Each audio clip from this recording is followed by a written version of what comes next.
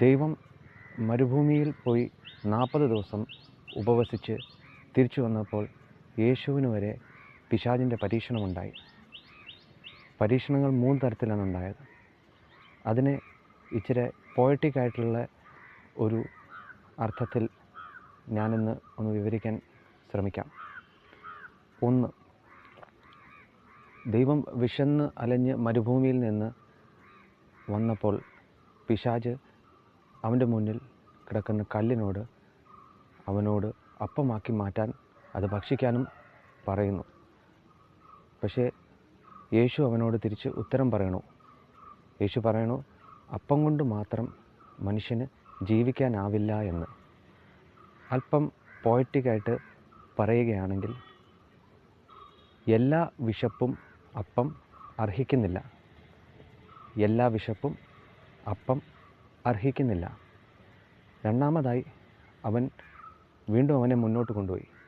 അവനെ യെരുശലേം ദേവാലയത്തിൻ്റെ അങ്ങ് മേളിൽ കൊണ്ട് നിർത്തിയിട്ട് അവനോട് പറഞ്ഞു, നീ താഴോട്ടെടുത്ത് ചാടുക, എന്നിട്ട് നിൻ്റെ ദൈവത്തോട് പറയുക, നിന്നെ രക്ഷിക്കുക, നിന്നെ താങ്ങിക്കൊള്ളുക. അതിനുത്തരമായിട്ട് യേശു പറഞ്ഞു, നിൻ്റെ ദൈവമായ യഹോവയെ പരീക്ഷിക്കരുത്. അല്പം പോയറ്റിക്കായിട്ട് പറയുകയാണെങ്കിൽ, അർഹിക്കാത്ത ഒന്നിനെയും കുറിച്ച് നമ്മൾ പ്രാർത്ഥിക്കരുത്. പിന്നെയും യേശുവിനെ പിശാച് മുന്നോട്ട് കൊണ്ടുപോയി അവസാനത്തെ പരീക്ഷണത്തിലോട്ട് അവൻ കിടന്നു. അവനെ ലോകത്തുള്ള എല്ലാ സ്വത്തും സമ്പത്തും സുഖവും പിശാച് കാണിച്ചു. എന്നിട്ട് പിശാച് പറഞ്ഞു, ഇതെല്ലാം നിനക്ക് ഞാൻ തരാം, നീ എൻ്റെ മുമ്പിൽ തല കുനിച്ച് കുമ്പിടുക.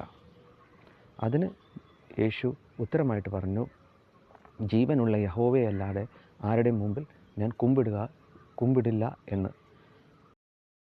ഇത് അല്പം പോയറ്റിക്കായിട്ട് പറയുകയാണെങ്കിൽ, തല കുനിച്ച് കുമ്പിട്ട് നിൽക്കുമ്പോൾ കണ്ണുകൾ നനഞ്ഞില്ലെങ്കിൽ നിൻ്റെ മുമ്പിൽ നിൽക്കുന്നത് നിൻ്റെ യജമാനനല്ല.